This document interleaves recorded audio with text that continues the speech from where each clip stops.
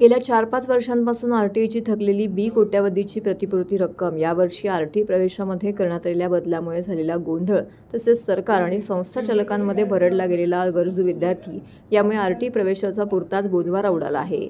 शिक्षण हक्क कायदा अंतर्गत 25% राखीव जागांवरती आर्थिक दुर्बल व वंचित समूहातील विद्यार्थ्यांसाठी प्रवेश दिला जातो। ठाणे जिल्ह्यातील शाळांमध्ये आरटीई अंतर्गत विद्यार्थ्यांच्या शैक्षणिक खर्चाची प्रतिपूर्तीची 152,62,45,586 एवढी रक्कम थकीत आहे।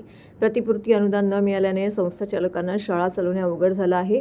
ठाणे जिल्ह्यातील 1,01,097 मुलं आरटीई अंतर्गत शिक्षण घेत असून शिक्षण हक्क कायदा आरटीई अंतर्गत विद्यार्थ्यांना शिक्षण देणाऱ्या आणि मुख्यमंत्र्यांच्या ठाणे जिल्ह्यातील शाळांकरिता लाडकी विद्यार्थी योजना जाहीर करण्याची मागणी महाराष्ट्र नवनिर्माण विद्यार्थी सेना सरचिटणीस व ओळा माजीवाडा विधानसभा विभाग अध्यक्ष संदीप पाचंगे यांनी निवेदनाद्वारे मुख्यमंत्री एकनाथ शिंदे यांच्याकडे केली आहे।